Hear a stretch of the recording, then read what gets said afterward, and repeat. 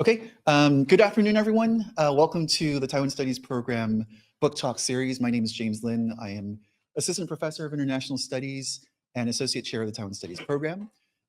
This is our first book talk of the new quarter, as well as the new year, the new Lunar New Year as well. So happy Lunar New Year to everyone. I'm very happy to be able to welcome two guests, Professor Catherine Chou and Professor Mark Harrison. I'll introduce them first. So Professor Chou is Assistant Professor in World History at National Chengchi University in Taipei, Taiwan. For the past 6 years, she taught at Grinnell College in Iowa, and then she moved to Taiwan very recently to teach at Chengchi University. She received her PhD in early modern British and European history from Stanford University in 2016, her BA in history from Princeton in 2006. And in addition to the book, which is up here on the screen, she also has a forthcoming book, Parliaments in the British Political Imagination, 1550 to 1600, to be published by Manchester University Press in 2025. Mark Harrison is Senior Lecturer in Chinese Studies at the University of Tasmania, was previously a Research Fellow in the Center for the Study of Democracy at the University of Westminster in London. He's also Expert Associate of the National Security College at the Australian National University and co-editor of the Brill Taiwan Studies series. He writes on Taiwan politics and society, bringing in a background in social theory, together with key Taiwan studies problematics of Taiwan's politics and international relations. He's currently engaged with the Australian Strategic Policy Institute on an Australian Department of Defense Strategic Policy Grants project on Australian domestic political and institutional responses to a Taiwan Strait crisis. Please join me in welcoming our two guests for today, and I will leave it to you. Thanks very much, James, for that that introduction. And I'll start because I came the furthest, perhaps, if I can make that claim. Tasmania is a very long way away from Seattle, but I'm delighted to be here with Catherine talking about our book. So thanks very much for that kind introduction. We've got a series of themes that we want to cover with the book, so we'll just talk about how it came about, we'll talk about some of the elements to it, and then some of the broader problematics around studying Taiwan, and then we'll do a bit of a deep dive into a couple of the chapters for you.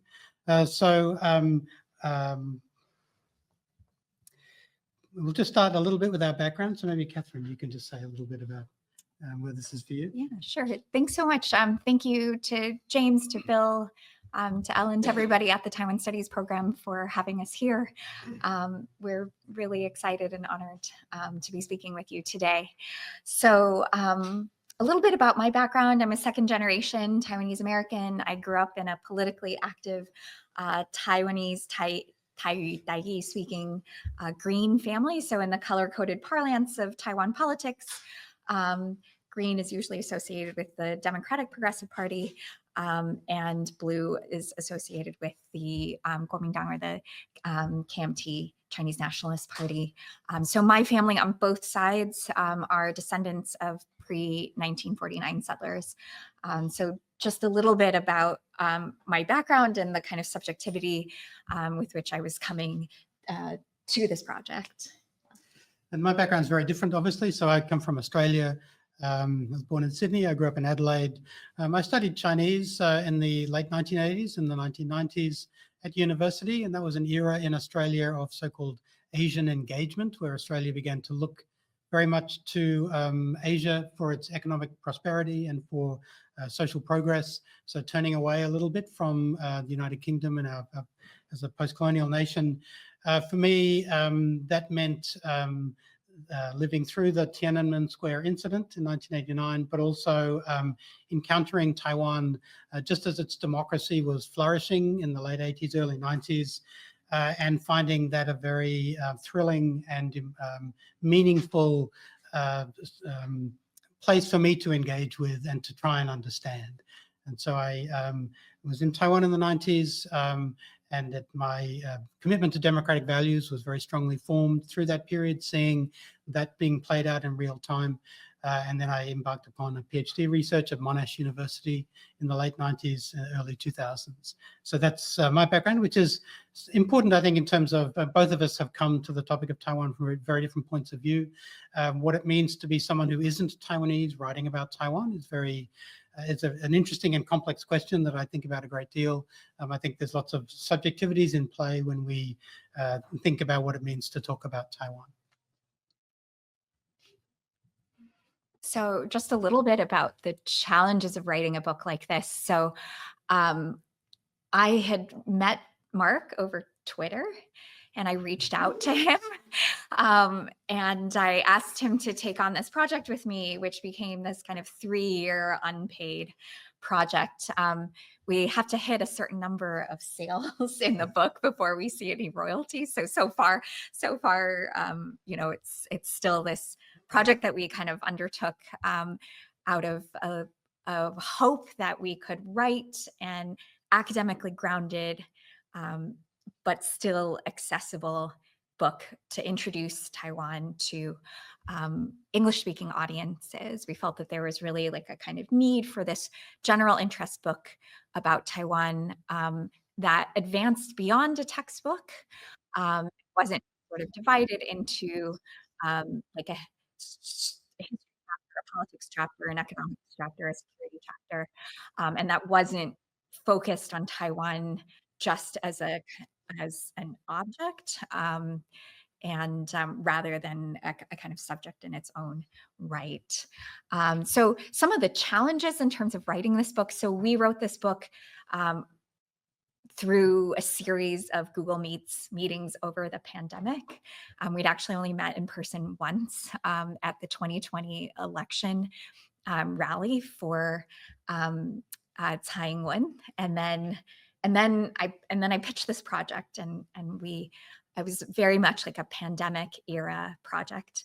And so we were writing, I was in Taiwan, Mark was in Australia, and we would meet every week and kind of compare notes and try to collaborate that way. So some of the challenges, time in Taiwan, which was limited for both of us. Prior to the pandemic, I had never lived in Taiwan before. I had this idea that I could write this book about Taiwan, but I knew in order to have the credibility to do it, I would need to spend time in Taiwan, and I would need to have a partner who was trained in Taiwan studies, since my own background is as an early modern Europeanist. Language challenges, so there's a number of different languages that are used in Taiwan, and the two of us kind of navigate them in different ways. So I made it my focus to improve my literacy in Chinese characters during this period. And I was taking lessons in both Mandarin and Taiwanese in order to kind of meet that threshold for fluency.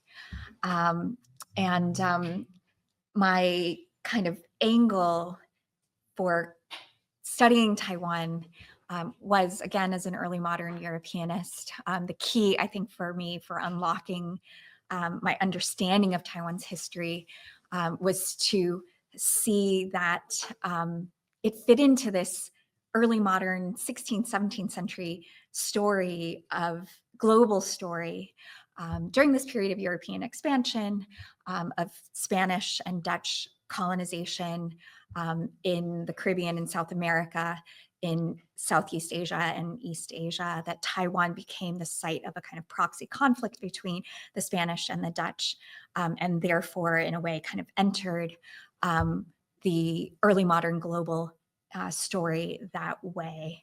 So it was a way of seeing Taiwan apart from the kind of China story and the China lens through which its narrative is so often told. Yeah, so I think for both of us, for myself, again, I kind of knew I really needed someone whose like main subject area was Taiwan as a partner to write this book. Is it okay if I go on to the next slide? Sure. Okay, yeah. And so why did I reach out to Mark? Mark wrote this incredibly moving article for the journal thesis 11. So the titles are Violence and Memory in Taiwan, Telling the Story of the Beautiful Island. And this is when I first reached out to him.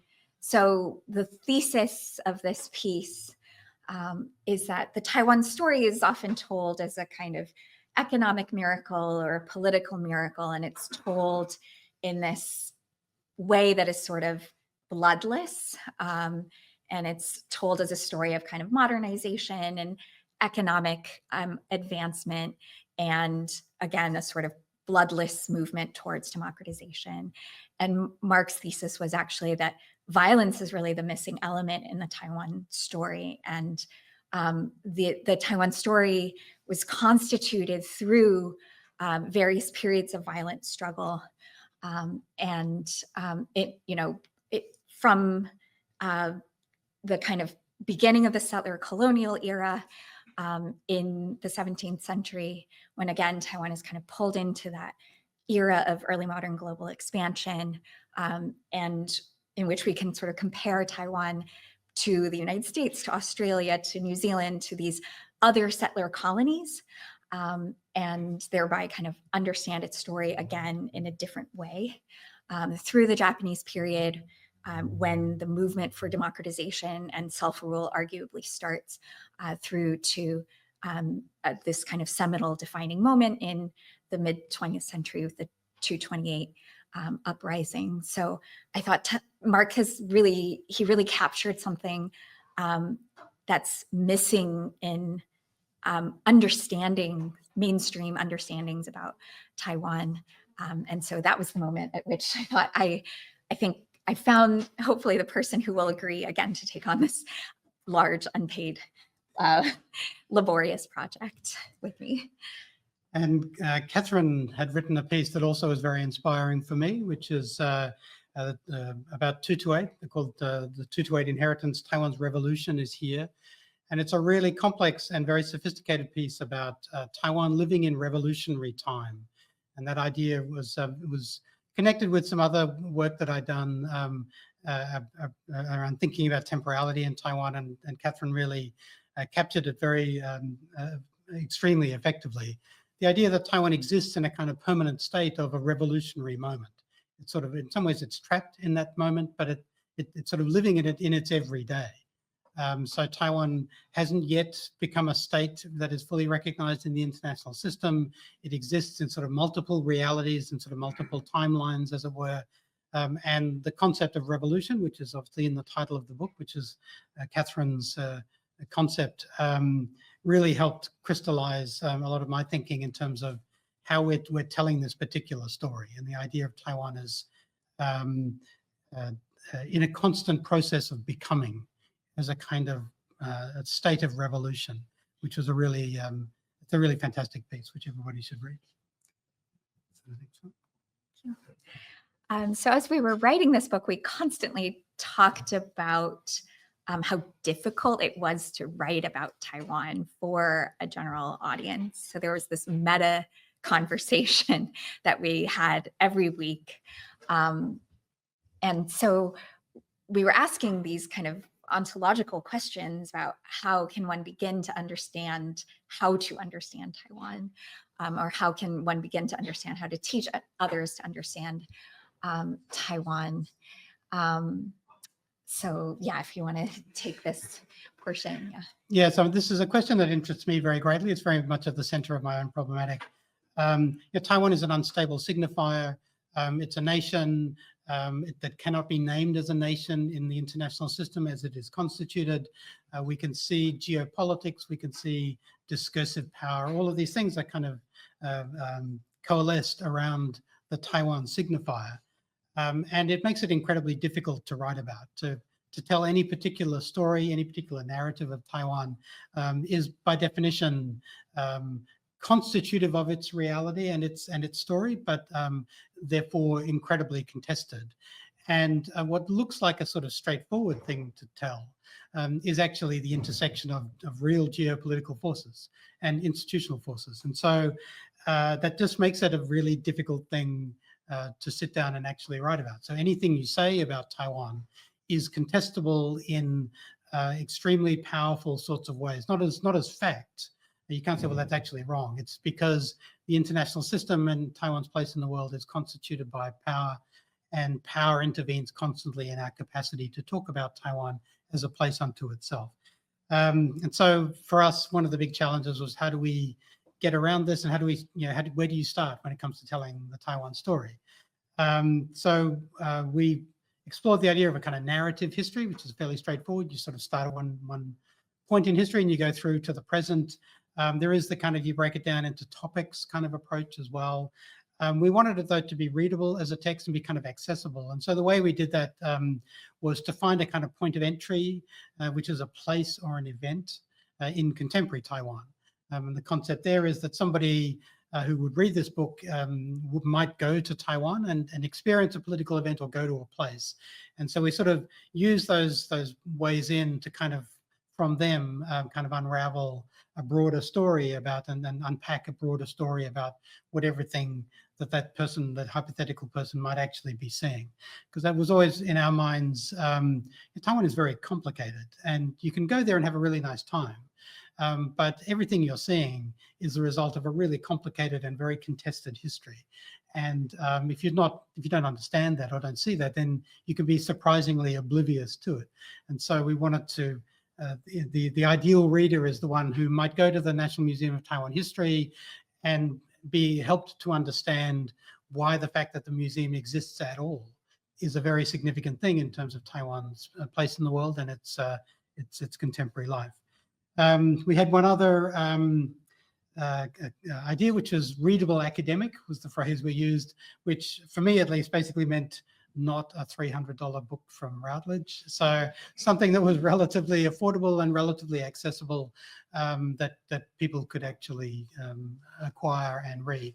The academic publishing industry is often works against actually taking academic knowledge into a general audience, or even an informed audience. And so, so that was also one of our goals with the book. So I'll just quickly go over a chapter summary. So we have 4 chapters and an epilogue, prologue, 4 chapters and an epilogue. Chapter 1 argues that the Taiwan of today is created through not one, but 2 struggles against 2 Chinese party states, the once authoritarian Republic of China, which relocated its national government to Taiwan in 1949 after losing the Chinese Civil War, and then the autocratic People's Republic of China today, which has never governed Taiwan but claims it as its territory. So as Mark mentioned, Chapter 2 uses the National Museum of Taiwan History, which is located kind of just outside the Tainan City Center in southern Taiwan, as the starting point to examine 4 different ways of telling Taiwan's history. So we began with a section on Indigenous history, and also kind of contemporary Indigenous politics in Taiwan today. The second story dates the struggle for Taiwanese democracy back a century, so beginning in the Japanese era with movements for self-rule. And then the third story that we wanted to tell about Taiwan's history, we frame that 1945 moment in which the KMT occupied Taiwan on behalf of the Allied powers as this first failed attempt at unification, and leading to this to the February 28th uprising in 1947. So we argue that unification has actually happened already once in living memory for many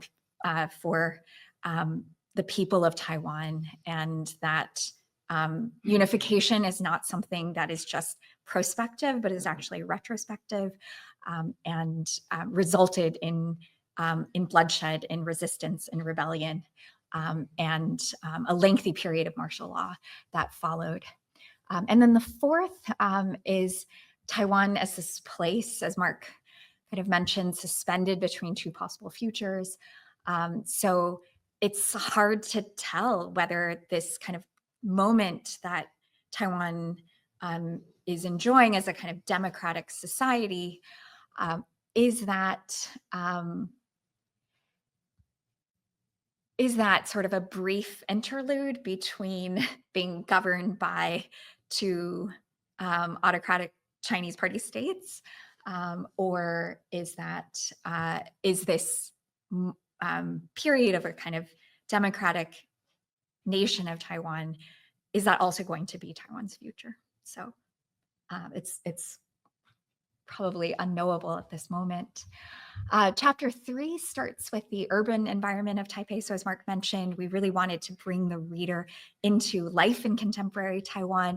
What is it like if you were a tourist, or if you're a student, or you're visiting family and you want to learn more about how to unpack the signs and the symbols that are all around you in contemporary Taiwan, but may seem opaque or unknowable. And so starting with the urban environment of Taipei, examining how the city streets were renamed by the KMT after 1945 to represent an idealized Republic of China in miniature. So creating a kind of Chinese Taipei by renaming the streets.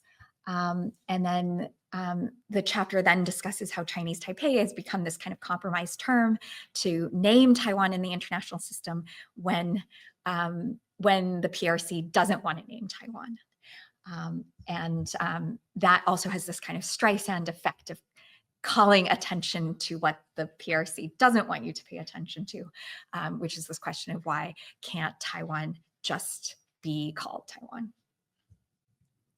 I'd also add that chapter 1 begins with the victory rally for President Tsai Ing-wen in 2020 as a kind of point of entry, because the language that she used at that event was very complex. She talks about Republic of China, Taiwan. This constant play of language that political leaders in Taiwan need to use because everything they say has geopolitical consequences.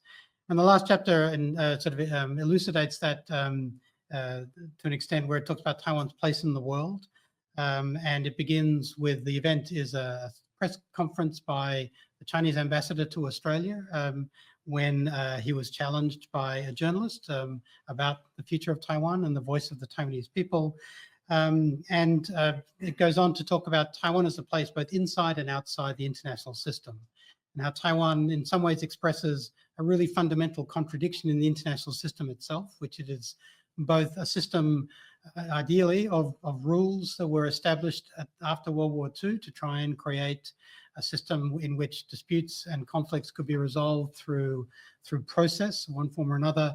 But it also remains a world in which hard state power can be used to shape that system and to shape the world in the interests of powerful states. And Taiwan exists as an expression of that fundamental contradiction. It is a nation. We can't call it a nation because there's a great power that prevents that from happening. It also exists as the Republic of China, as a set of archaeological fragments throughout the modern international system. So it exists in this sort of multi-layered sort of presence that highlights how the international system itself is a system of contradictions. This is experienced in the everyday in lots of strange ways, where people get very anxious about the kind of language they use. So we talk about some of the events and incidents that happen where people don't want to talk about Taiwan, they don't want to name it, flags get erased, use those sorts of examples where what is actually a global, a feature of the global world is actually sort of expressed in minor kind of microaggressions, because people don't really know how to talk about a nation that can't be named as a nation because the international system won't let it, is what the last chapter lands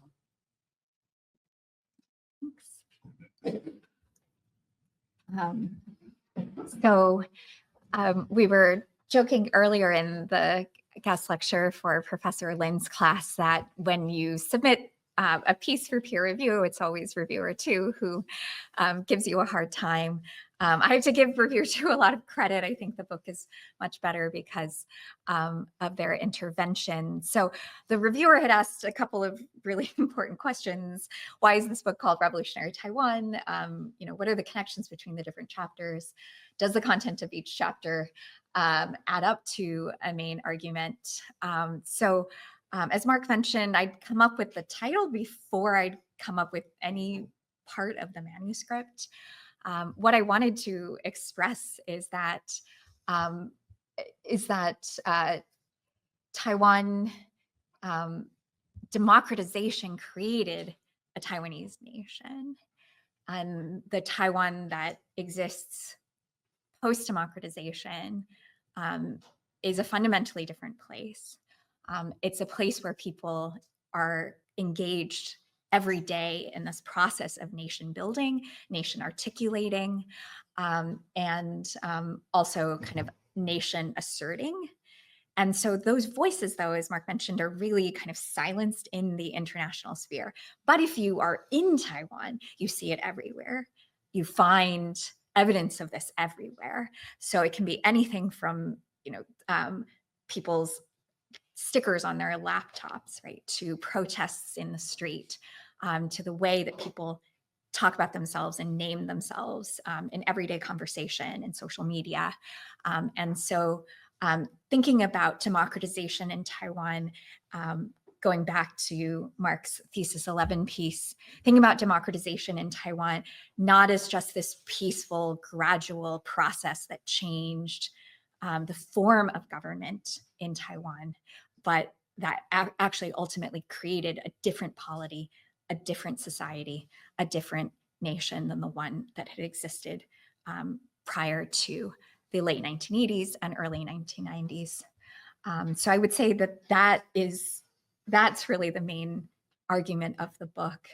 And each chapter sort of makes that argument like individually in the chapter and then also as a whole. So a couple of things that we tried to, sorry, just in the interest of time, I'll probably move on. Yeah. So each chapter of this book provides a new framework that illuminates this interstitial state that Mark talked about, that Taiwan exists kind of in this seemingly permanent geopolitical purgatory that's lasted for decades now, suspended between this possibility of takeover and invasion or a possibility of kind of continued democratic nation building and flourishing. So it explains why democratization in Taiwan constituted a revolution, changing not just the form of government over the island, but how Taiwanese people conceptualize the land they lived on as a whole and complete nation unto itself, not as part of a kind of cross-strait greater one China.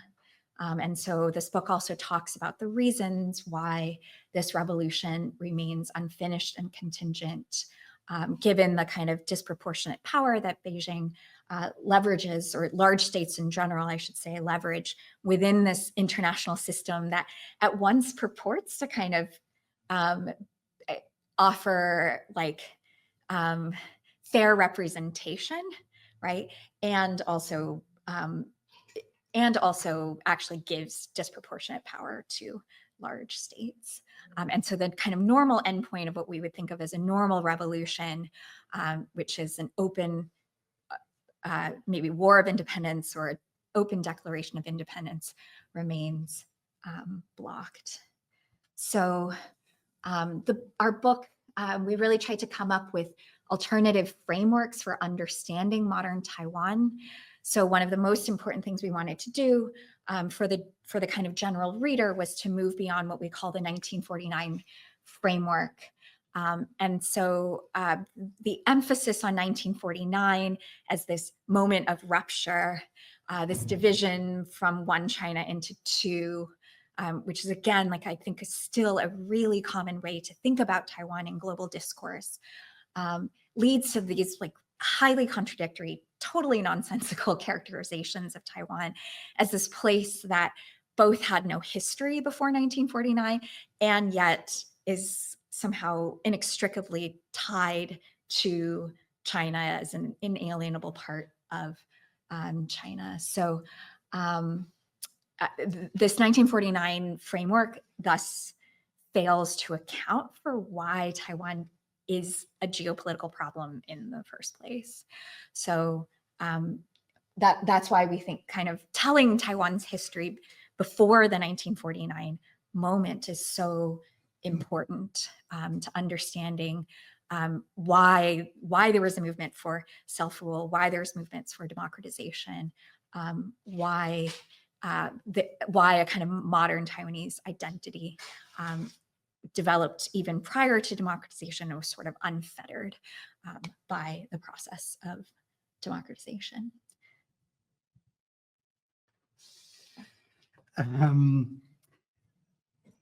Yeah, so I might just zap along. Oh, you can do the epilogue. So this thing of, we'll talk a little bit about critical practices in a minute, but the idea that to talk about Taiwan is by definition a kind of intervention in the system that constructs discourse in the world in which we live, and that thinks about great powers and thinks about what democracy is, what national futures look like. Taiwan sort of intervenes in all of that and destabilizes and problematizes all of that, and so creates opportunities to think really creatively and positively and interestingly about all of those sort of forces that we assume shape the world. We are kind of realistic, though. I think there's a circumspection to the book in terms of the genuine travails that Taiwan suffered and suffers, and the genuine threat that it is living under. So the book is liberal and supportive, obviously, of Taiwan's democracy, but recognizes that democratic governance and those ideals aren't really enough for Taiwan in the international system, and that there are just really big forces in play in which it just isn't enough to recognize Taiwan's democracy. So the book is very cognizant of those contradictions and those problems. Taiwan exists as an expression of the contradictions of the international system. Great powers play upon it, and yet there is a great power that also, in theory, defends Taiwan or secures it at some level, whereas there's only one that really can, and that's a very complex situation for Taiwan to be in the current moment. Yeah, so we describe this as sort of the asymptotic limits of democracy. So as Mark mentioned, we open the book with the process of tangqiao, or counting votes, in the 2020 election, but we try to really impress upon the reader that there's only so much that democracy can accomplish in Taiwan, because this unfinished contingent revolution can't be or won't be recognized perhaps by the international system writ large. So the most that Taiwanese people can do through the ballot box is to maybe keep that revolutionary moment open for another 2 years, another 4 years. They can't vote their way out of their current geopolitical dilemma, unfortunately. So deliverance from invasion, annexation, or unwilling absorption can only at this point ever be conditional. Another framework that we try to kind of challenge, move beyond. So Taiwan makes headlines. When it makes headlines, usually it's because of this threat of invasion, which is really hard to calculate. And I think Beijing keeps those red lines blurry strategically, right, for a reason. But the China threat and the China cleavage, they really impact Taiwan today. So whether or not invasion will come is, again, sort of unknowable. But what we do know is that this China threat impacts quality of life in Taiwan today. So it siphons off resources, public attention, time, energy. So Taiwan isn't allowed normal diplomatic channels, so it has to spend all this energy trying to recreate other ways of engaging in diplomacy with other countries. So there may or may not be an invasion, but because of this threat, Taiwanese men, young Taiwanese men, the conscription length has just been increased again to a year. So they all have to serve. invasion may or may not come, and so money is diverted to the military rather perhaps than to social services or to building housing, things that would improve the lives of Taiwanese people in the here and now. So there's also this contradiction that why does Taiwan have an army? Taiwan has an army because this army, arrived in the mid-1940s, late 1940s as a kind of occupying force. And initially that army was tasked with retaking the mainland. Today, that army, as a result of democratization, is tasked with defending Taiwan, defending a people whose identity and whose collective understanding of what their nationhood has dramatically shifted. And yet, right, is that army, will that army be called upon in a way to actually enact that defense? Yeah, so just heading towards a kind of conclusion of the presentation. As we said at the very beginning, one of the questions that is front of our minds, and certainly of mine in my academic project, is just the challenges of writing about Taiwan as a place, because it exists in this sort of interstitial place in the international system. It's also under threat. So there's a distinctive urgency that enters all writing about Taiwan. You're writing about a place which may be subject to annexation. And so that gives a kind of moral weight and an urgency and a particular tone to how we write about Taiwan and why we write about it. You're writing about somewhere which in 10 years could look very, very different and be the subject of really unspeakable horrors. And so we're very conscious of that with the book, where it is a bit of a time capsule in a way.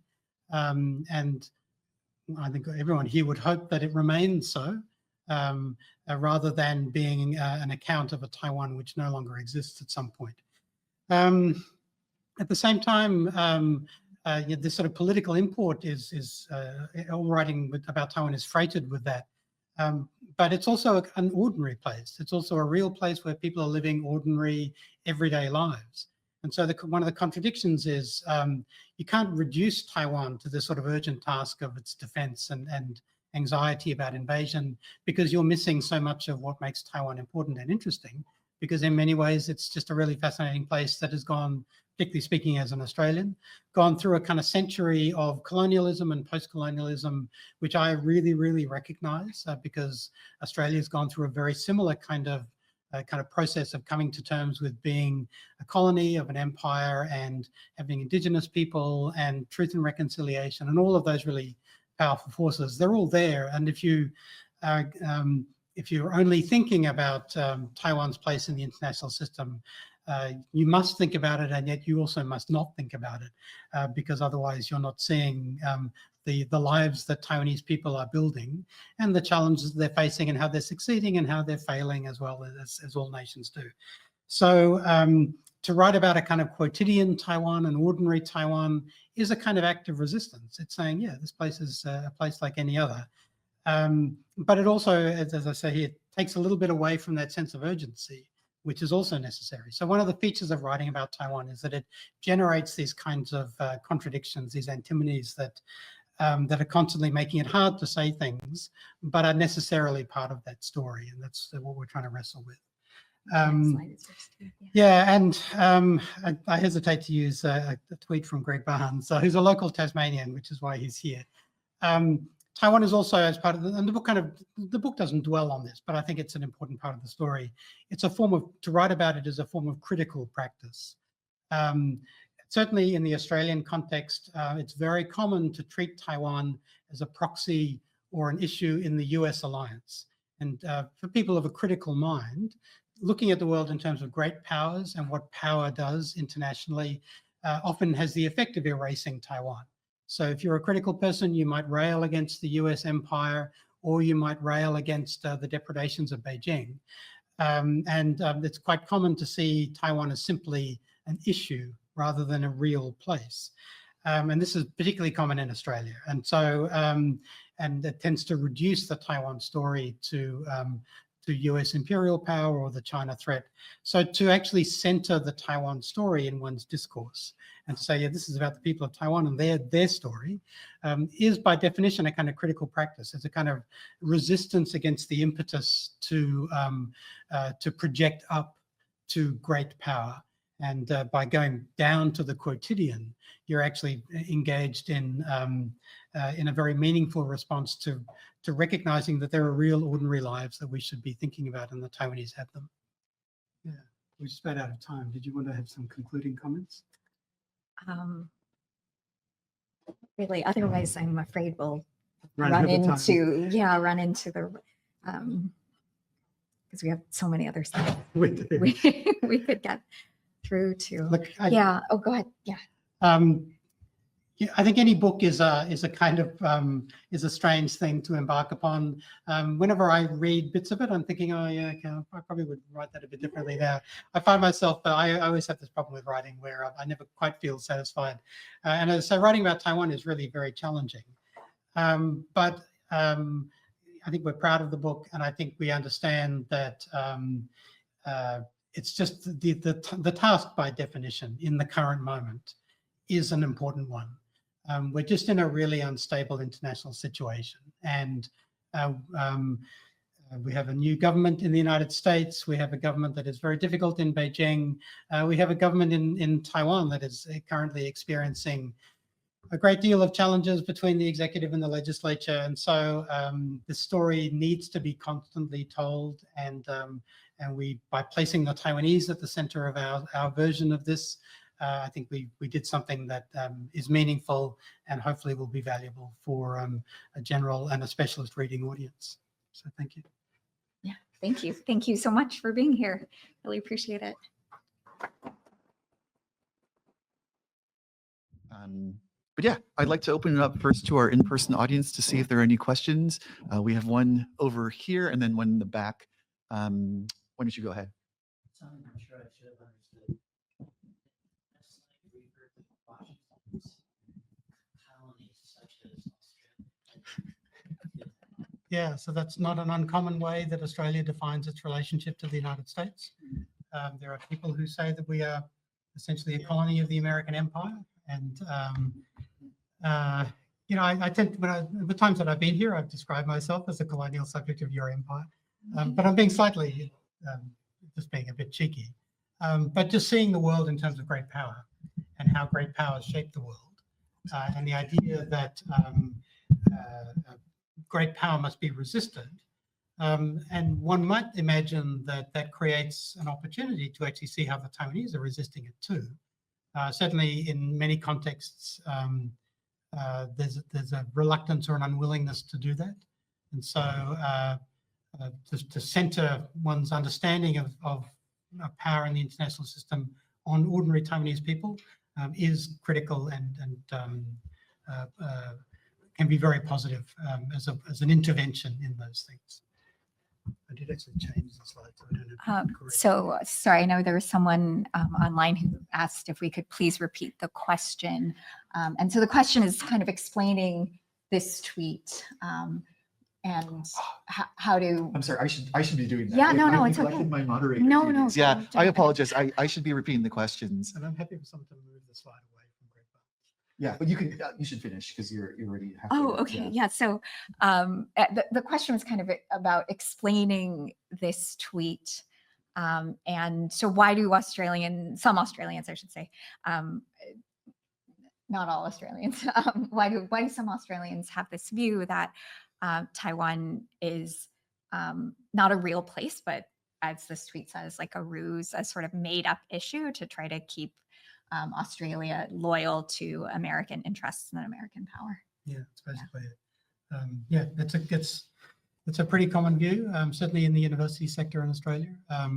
But it's an expression. Taiwan generates a very vigorous but surprisingly divisive debate in our national system, but in many national systems, in terms of what it means for the future of countries in the region is really the heart of it. Whether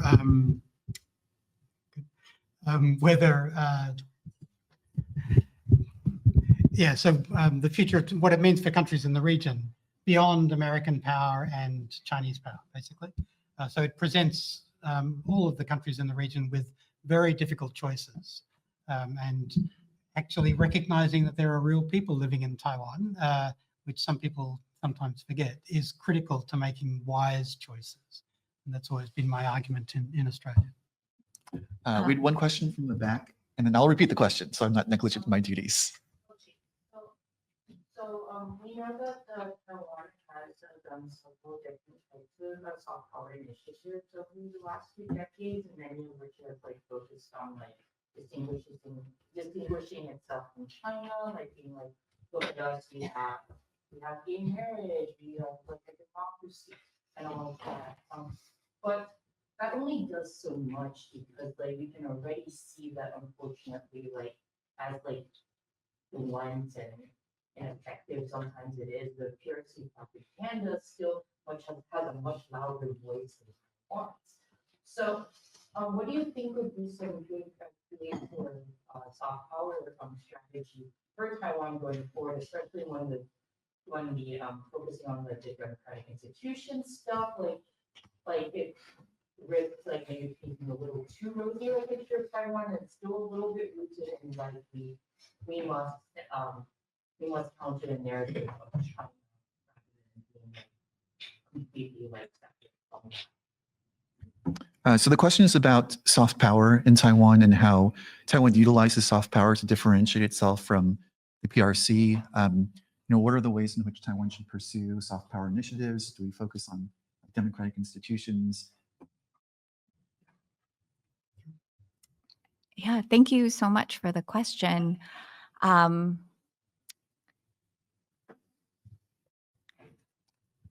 would say that I think Taiwan is getting better at telling a story about its kind of unique identity and its nation formation on the global stage. I still think there is a lot of work that can be done on that front. Part of the issue is that there's a really complex conversation taking place within Taiwan itself. And there are people in Taiwan who argue, well, we're not a nation yet because the Republic of China government still exists because there hasn't been a formal declaration of independence. And so, these kinds of soft power initiatives, in a way, aren't telling the full complex story.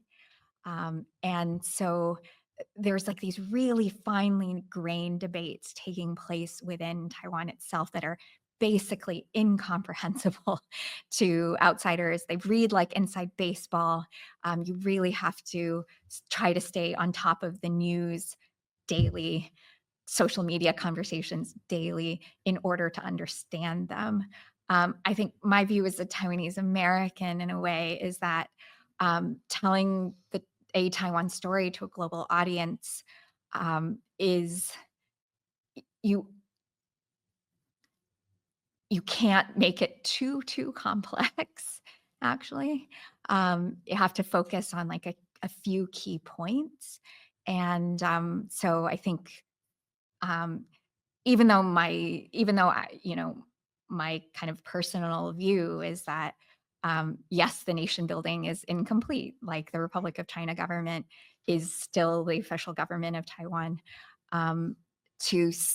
I think it's still valid to speak about a Taiwanese nation, a new Taiwanese nation that has existed post-democratization. To your other point about these kind of soft power initiatives oversimplifying the narrative, creating this overly rosy narrative about Taiwan, I think that's absolutely correct. It's really hard, I think, for Taiwanese people who are used to being erased, right? It can result in people being very sensitive to criticism by outsiders as well.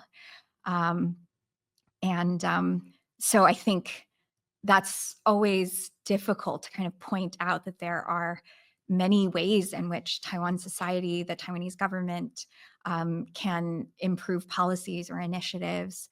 and that isn't an attack on Taiwan. That's much more about trying to kind of create a better society that will endure and kind of flourish into the medium and the long term. I would just add a critical part of soft power is authenticity. And it's one of the problems that Beijing has in its sort of inauthentic efforts as an act of state policy. When Beijing allows authentic voices from China to emerge, people love them. The Taiwanese, I think, certainly the Taiwan government has understood that issue, and I think it does much better than it used to in years gone by to give voice to authentic voices from Taiwan. There's one that I just mentioned, again, as from the Australian point of view, is collaboration between Indigenous Taiwanese and Indigenous Australians. There's a project that's currently about to reach fruition in a performance in Melbourne at the end of February. Really fantastic and genuine collaborative work between Indigenous peoples exploring common themes. There's again, a sense in which authenticity sometimes isn't as powerful as we'd hope it could be, and yet it is the only way forward for Taiwan.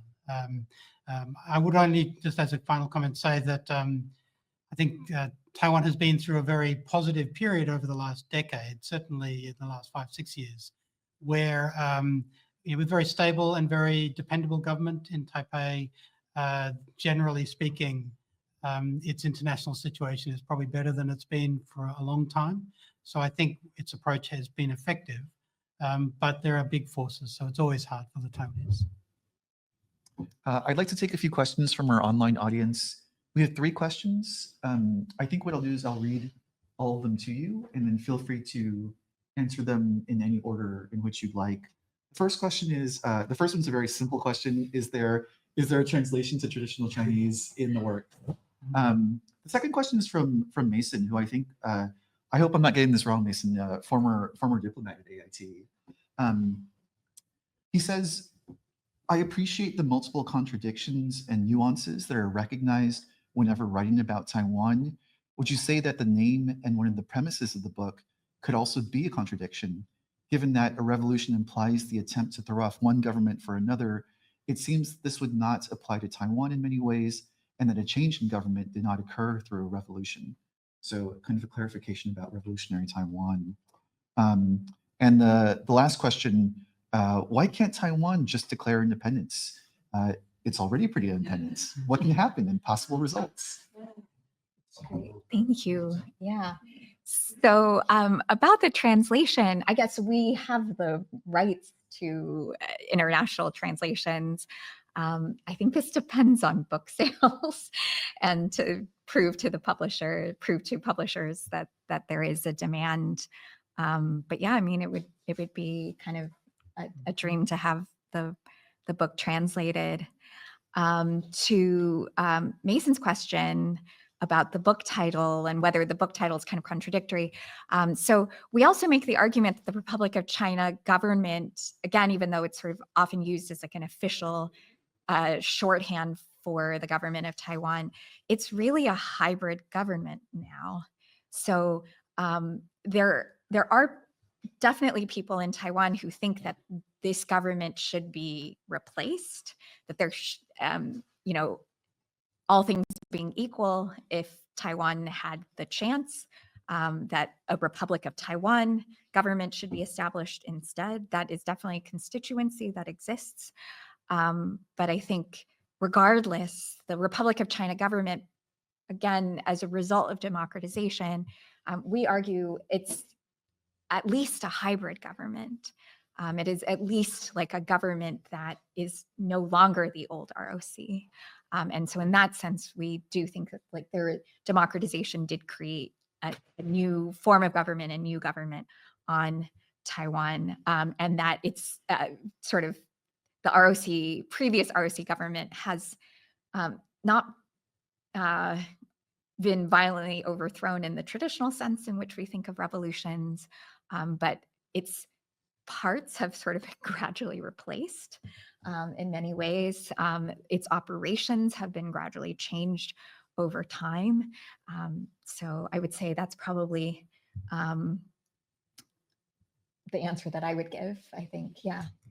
Yeah, I would certainly, I think the word revolutionary is a fantastic word for Taiwan, because it really captures that that thing that revolutions can be violent. They're not always violent, but they do have this this quality or this effect of suspension in time where a range of possibilities become available. And it's not really clear in any particular moment where those things are going to go. And the Taiwanese sort of live with that permanently. They live in this permanent state where in a decade, Taiwan could be a very, very different place. So I think the word revolutionary, if you explore the meaning of the word, really brings something to how we think about Taiwan, and that's why we chose the word. The last question, why can't Taiwan declare independence? So the real answer to that is it would break the entire international system. And that would have very dramatic effects for that system.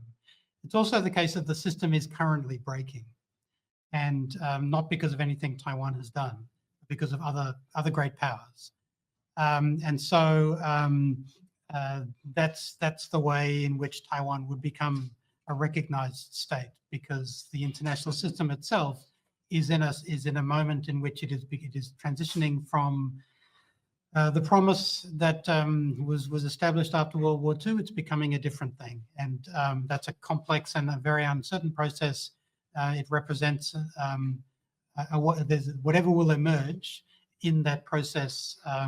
Wherever it lands, Taiwan will certainly have a different place than it currently has, but exactly where it's going is just very unclear. So we have Xi Jinping, we have Donald Trump, we have other political leaders who have access to immense power in our world, and it's a challenge for smaller countries like Australia, like Taiwan, to figure out how to deal with all of that. But at the end of the day, we're in a period of change, and that's a change for Taiwan as well. In the book, we also explore how Taiwan is often figured as a troublemaker, as a sort of irritant in the international system. And so I think even the smaller ways in which Taiwanese people or the Taiwanese government tries to assert nationhood, like on a global stage, are met with recriminations, pushback, threats. And again, those recriminations, threats, and pushbacks are meant to keep people guessing about like where the real red lines are, right? And I think this question of what does it mean to, why can't Taiwan declare independence? What does it mean to declare independence? And I think this goes back to the title of the book, that plenty of people in Taiwan declare independence every day, like in their speech and in their protests, in the way they assert their identity as Taiwanese and not Chinese. I think of those, we think of these as these miniature declarations of independence that don't take the form of a formal document necessarily, but are nonetheless like very important in terms of creating nationhood. Yeah. I'll just add that the title "Revolutionary Taiwan," I wrote one of the blurbs for the book. So if you buy the physical copy, you'll see my name on there. Revolutionary Taiwan was really one of the really unique parts of the book that I really loved, and I felt like the framing that Mark and Catherine have given to their narrative, that framing it as a revolution, was actually an intervention in how we tell histories of Taiwan. And so if you read the book, I think that hopefully you'll come to the kind of the same conclusion that I did, which is that the revolutionary framework is more fitting for understanding Taiwan than any existing framework there is. And hopefully you feel that way as well. Okay, there are some more really good questions from online, but I want to make sure that we have questions from our in-person audience. I'll take a couple at a time. So first John, and then any other questions from, okay, go ahead, John. Okay, my name is John Chou. I've lived in Seattle for 49 years. I am the one that thinking that Taiwan should declare independence. And Taiwan is a very interesting place. If you go to Taiwan and if you happen, you be invited to a family and you live in a family for a couple of weeks, your concept about Taiwan will be quite different if you live in another family. And that's because Taiwan is an evolving society, very complicated, because of the freedom that Taiwan shares, that we don't stop other people saying what they want. As a result, it's kind of chaotic situation. So in my case, I come here 49 years ago, and about 1980, I'm blacklisted that I cannot go back to Taiwan because of something I don't understand. Because I'm just being a Taiwanese American. I don't think I do anything drastic. Okay, so I eventually I come to a conclusion that Taiwan, the situation that the DPP is doing, the situation right now, the other party, the two combined party is doing, they are just making the thing very chaotic. And if you are defending Republic of China for a long time, you're becoming Republic of China, which is not accepted in the international society. So you have to, at a certain point, declare independence and call yourself whatever, Republic of Taiwan or whatever other name, and then have a new constitution. Don't be afraid of China want to invade you or America and say you are a troublemaker. You have to say out what you want. And that's what the Taiwanese people echo is for.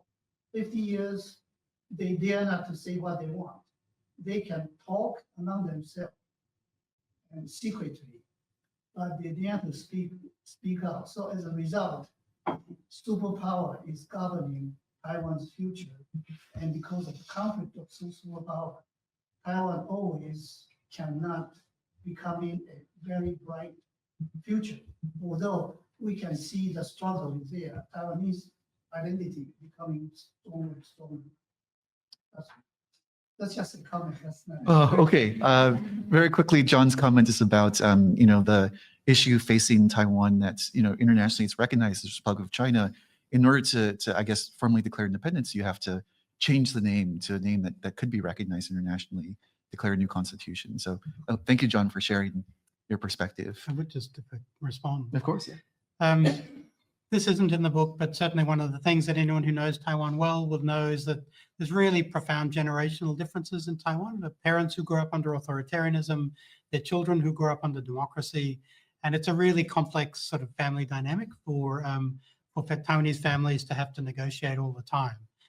And the final point that I make, or the last one, is I think the book itself is an effort to speak about Taiwan in the way that you have argued for. I think you're right. It's very hard for Taiwanese people to speak up in the international system. The book is trying to do that. And so I hope that it contributes in some way to a better understanding of the Taiwanese perspective on these questions. Any other questions from in-persons before we go to online? Maybe Neil, and then I'll go to an online audience. Yeah, so it seems like everyone is preparing for violence, and it seems like you said that that's like missing piece. What needs to happen so that it isn't violent like that? Yeah. Yeah. So Neil's question is, it seems like everyone is moving towards violence. What can we do to avoid a violent outcome? Yeah, that is a great question. I think anyone who can solve that question would probably win some kind of international prize. So,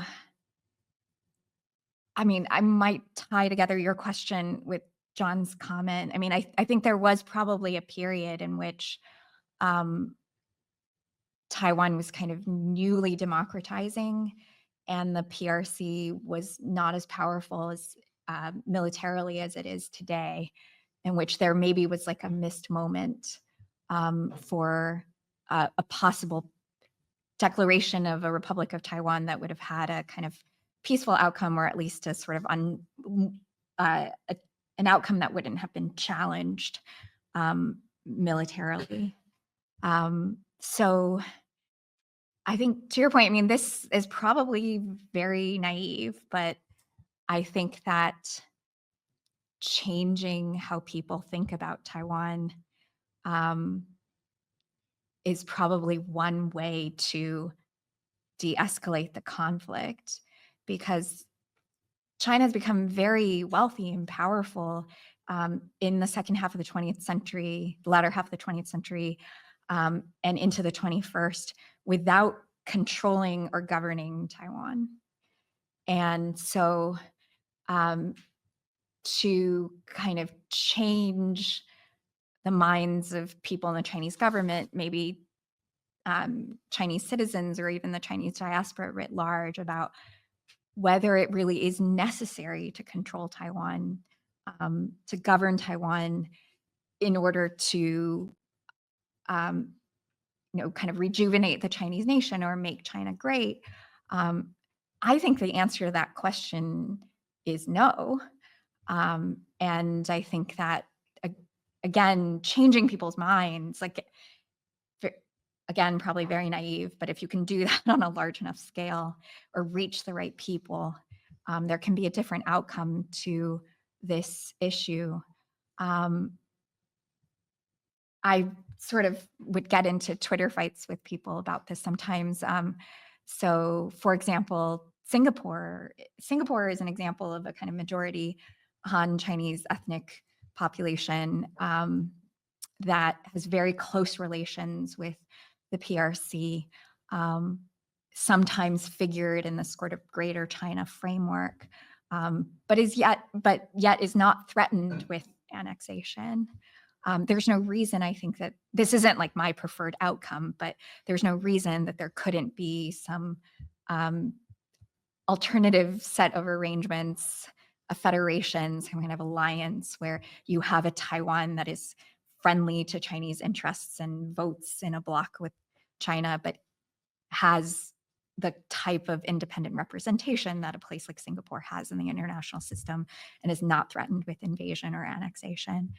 Again, not like my preferred outcome necessarily, but I think there's so many different ways of thinking beyond the current geopolitical knot that not just Taiwan is in, but China has sort of bound itself, China under Xi Jinping has kind of bound itself into this knot as well, staked a lot of its credibility on controlling Taiwan, reclaiming quote unquote Taiwan.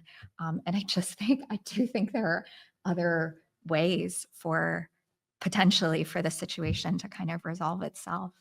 Yeah. I just follow on from that and say, sometimes I talk about a kind of Taoist negation. So China wants to achieve the great rejuvenation of the Chinese nation. Sometimes to achieve the thing you want, you have to give up the thing you think you want in that kind of Taoist way, which would mean giving up Taiwan. The Chinese system isn't there. That system doesn't allow that kind of discursive debate around these issues. Where I'd broadly say I'm pessimistic about the next 10 years. At the end of the day, what secures Taiwan is the US 7th Fleet. And that's a kind of reality that is a challenge for everyone to have to think about, particularly in the context of where the United States is in the current moment. So one is reliant on sensible people making wise decisions in a world in which we don't see many sensible people making wise decisions in positions of power. So one hopes that there's enough recognition of the costs, perhaps, is one way to encourage some mechanism, but we aren't there in the current moment. Okay, I want to take a few questions from online. We have 4 questions from online, so I'll do 2.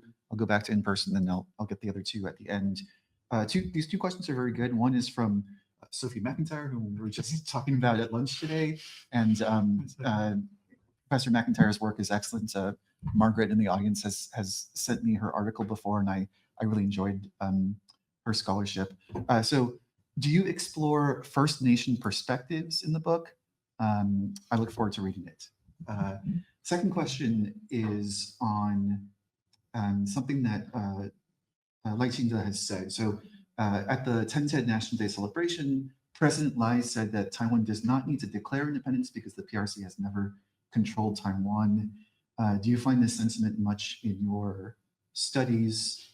I'll also add that statement from Lai Ching is not new. That's a position that essentially the DPP has had for like 25, 30 years.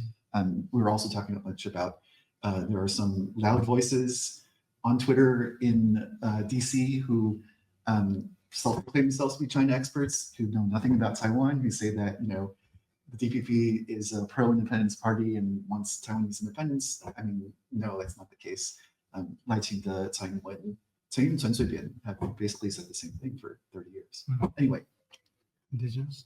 Yeah, maybe I can just address the second question first, and then we'll go back to the first question. Sure. So as James mentioned, I think that is the sort of mainstream DPP position. I do think that formulation that President Lai has used, that President Tsai used before him, has a really useful purpose, which is that it serves to highlight the fact that the People's Republic of China has never governed the island, has never administered Taiwan. And so I think that's the point that's sort of worth highlighting. Going back to the previous question by Neil. So I don't think that there is a possibility at this moment, as Taiwan exists as it is now, for quote unquote peaceful unification or peaceful reunification, whatever the terminology that someone might use, because I think that it wouldn't be peaceful. And that's the reality, is that it would be much more akin to annexation, to invasion, and to kind of an attempt at sort of large-scale re-education, perhaps large-scale imprisonment or confinement of people who resist. And so I think highlighting that the fact that the PRC hasn't governed Taiwan before then hopefully makes people realize that this idea, this fantasy of peaceful reunification is just that. It's just a fantasy, because the way that this union would be enacted is really through violence, great violence. Yeah. Just on Indigenous themes, yeah. So in the book, there's in the parts of the book on Taipei, we talk about the Katagalan people, who are a kind of an indigenous people in Taiwan who sort of no longer exist, as it were, in the sense that their archaeological existence is present throughout the city, but their existence as a real living group is very problematized. So yeah, so indigeneity is one of the themes in the book. It's not the central theme, I would say, and I know from Sophie, her own work is absolutely exemplary in all of those topics, and everyone should read it. Yeah, I mean, I think speaking about our subjectivity as authors, neither of us are Indigenous Taiwanese. That's definitely a perspective that I think we probably could do better on including. And so I'd encourage anybody listening to read the work of Indigenous Taiwanese scholars and scholars of Indigenous Taiwan. In the second chapter of the book, the first part is devoted to telling Taiwanese history as framing Taiwan as an Indigenous homeland.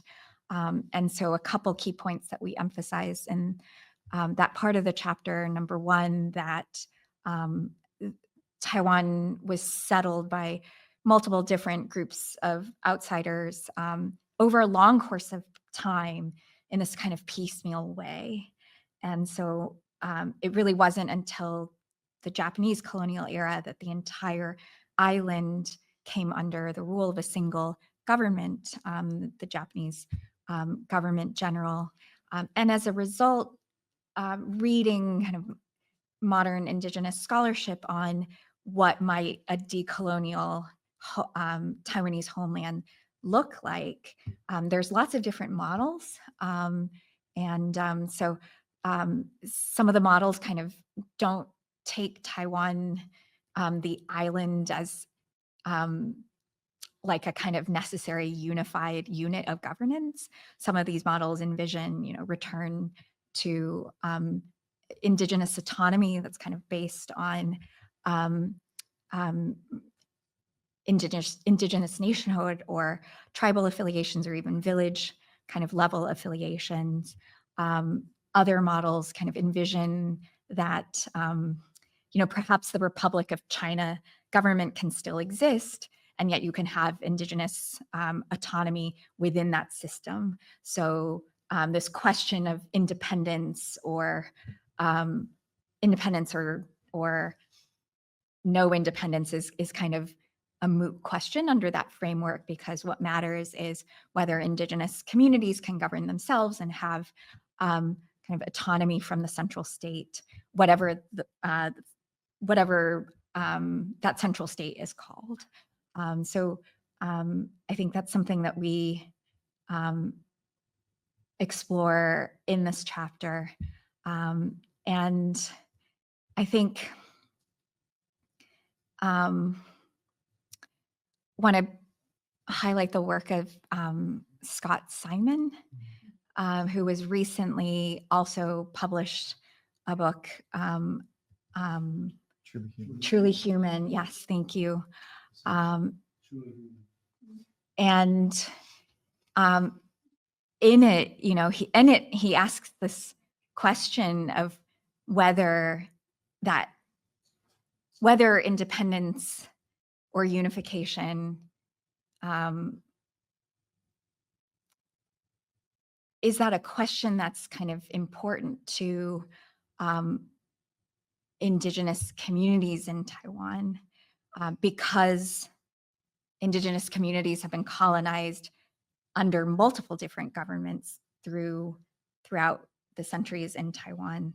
Would a Chinese PRC takeover make a difference in terms of whether or not indigenous communities can kind of achieve autonomy and post-colonial governance? So that's a question that he raises in the book. He argues, yes, that actually the current status in Taiwan, democratization within this kind of hybrid ROC framework, is what has allowed movements towards land justice or name rectification for indigenous communities to proceed even to the limited extent that they have. Professor Simon's here last year, so if you're interested, you can view the recorded video of the talk on the Taiwan Studies Program YouTube channel. So check it out. Okay, I want to take 2 more questions in person, and then I'll get you, Idza, and then 2 more questions online, and I think that'll be all we have time for. We have about 8 minutes left. So I see Idza wants to ask a question, and then Ariel. Okay, thanks for the talk. I'm curious about how, I didn't read the book definitely, but as a historian, did you see any similar situation, like a small country or to big country or colony in between 2 major powers in history that leads the small country to somewhere that you can compare with? I'm curious about that, since you are studying some other, history. Sorry. And the other is, I also been triggered by the title of Revolutionary Taiwan, because like we have all mentioned, there are soft power, there are conflict, there are violence that we can see in different places. And revolutionary seeming to have the potential of becoming something. However, the force to change Taiwan into becoming something, most you can see from outside. I mean, say the force of China from China, or the force from US. And how do you use the revolutionary in Taiwan to make a claim that Taiwan can do as itself, like the indigenous perspective? Thank you. Ariel, why don't you ask your question, and then I'll repeat all the questions for our online audience. And in my observation, our generation, like the professor used to say, that the Gen Z generation children live growing up in a democratic society. And so the Gen Z generation seems to have an idea that we have the responsibility to protect Taiwan's democratic stage or democratic system. Do you think that this kind of Gen Z ideas will affect Taiwan's revolutionary process in the future? Okay, thank you, Ariel. So the questions from Itza are, one, I guess kind of directed towards Catherine as a historian. Are there other historical examples of small states that we can compare Taiwan's situation with? Second question from Itza is, revolutionary force that has changed Taiwan has mostly come from outside of Taiwan. So United States, for example, what can Taiwan do itself to have its own agency to affect revolution? And then from Ariel, many of the younger generation in Taiwan grew up under democracy and feel the responsibility to maintain that democracy. What effect does that have for Taiwan?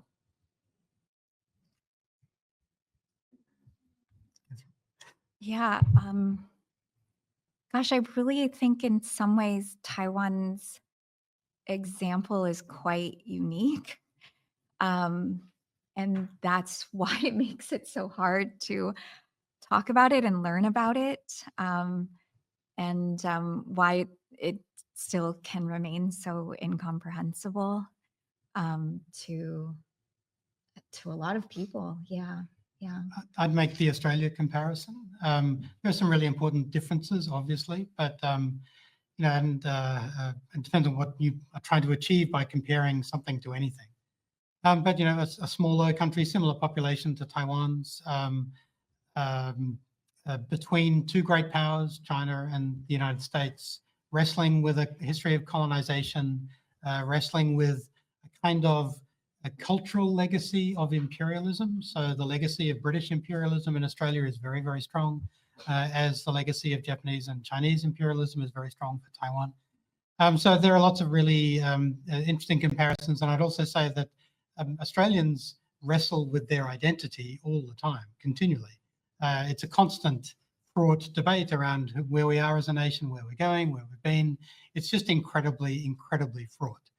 We have a day that commemorates our National Day, Australia Day, which commemorates the arrival of the First Fleet in 1788 in Australia from Britain. And as you'd expect, there's a huge and very, very bitter debate around whether we should use that day at all.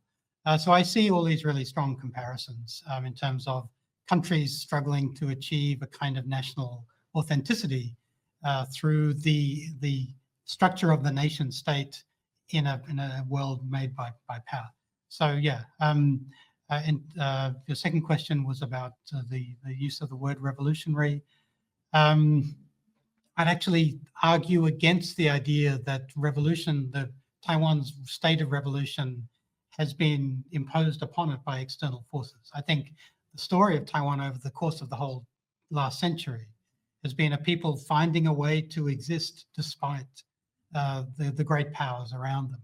And the idea that the Taiwanese have somehow managed to build a society with autonomy and a unique economy and debate their fraught identity in these incredibly elaborate ways is kind of miraculous, given the forces that play upon Taiwan. So I've always felt that the Taiwanese had been agents of their destiny in ways that they should be given credit for. Question on generations, that's for your generation to answer, I think. I have hope that the young Taiwanese people have a really strong, really acute recognition of what democracy means for them. And we see with the current state of Taiwanese politics, which is, they're pretty difficult. That's a throwback to the Chen presidency or the second Chen era from 2004 to 2008. You see these compelling forces amongst many generations of Taiwanese people, but particularly young people. So I don't see any sign that, I know Taiwan can be very self-critical as a society. And so you get a lot of, we don't do this, we don't believe in that, we're not going to do anything. The ditotsu, the people who just look down at their phones all the time. I never, as a foreigner, I never see that. I see a place that has continually gone from one place to another, and it's now 30 years that I've been going there. Was one place in the early 90s, has become a very different place now. So I believe that Taiwan will be able to find its way in the world one way or another. And I think young people are as capable of doing that as previous generations were. That's my view.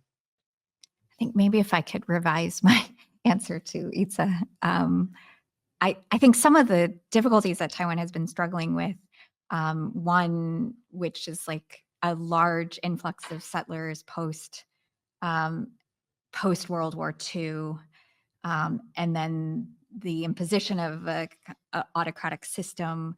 Those are common, I would say, to many states post World War II. So I think in that sense, like Taiwan has a lot of lessons and can draw a lot of lessons from other countries. I think one thing that we tried to argue in the book is that Taiwan has so far defeated in the 20th and 21st century two Chinese imperial projects, one by the ROC, one by the one-party authoritarian ROC. And that project was defeated through democratization. And then the second so far is the hope of the PRC to annex Taiwan, to take over Taiwan. And so like, how long can Taiwan keep that up is, I think, this question that really just reverberates throughout the book. I teach Gen Z kids in Taiwan now. I mean, they're amazing. They're bright. They're so smart.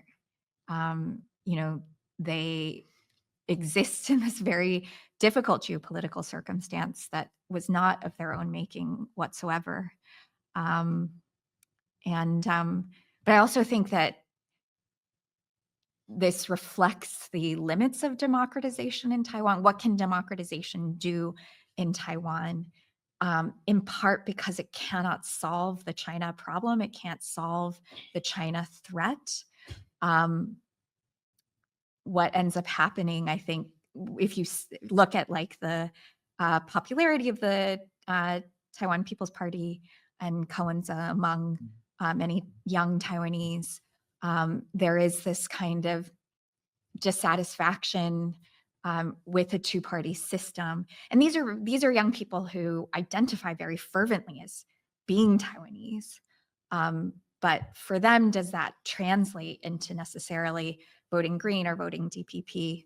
I don't think so necessarily, like, because again, like neither the DPP nor Taiwanese voters writ large can just like vote their way towards peaceful independence at this moment, or peaceful international recognition, I should say, at this moment. And yet young people in Taiwan are caught by some of the same sort of late stage capitalist forces that young people everywhere are caught between. And you have two major political parties.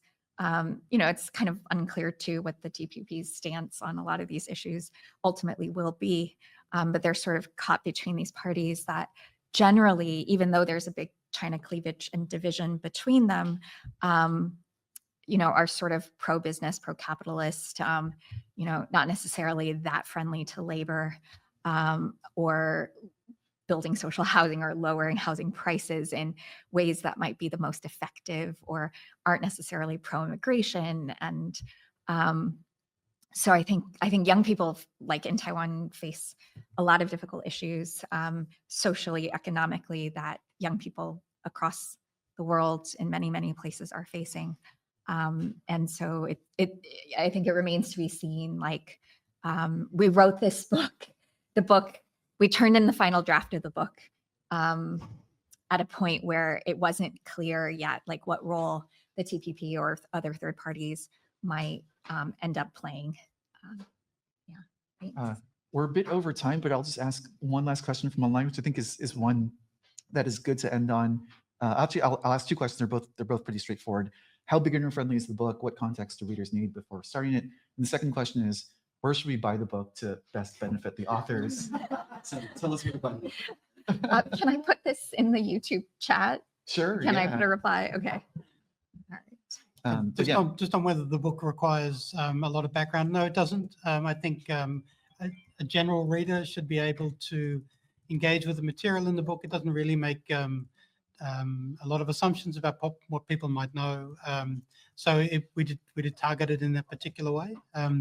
But it is well informed. So it's not a kind of, a simplistic sketch at all, but it doesn't assume, it assumes a thinking reader, I think is how I would describe it. and were you going to recommend Cambria Press for the? Yeah, I put a couple of links, one directly to our publisher at Cambria Press, who also offers low-cost ebooks, and then a link to bookshop.org to support independent bookstores. And thanks to my friends who live in Seattle who ordered the book for the Seattle Public Library. So it is also available at no cost to readers here. And at the UW Library, which I ordered. Thank you. Thank you so much. Thank Let's you give a for round of being applause such to a great the audience. professors Harrison and Joe.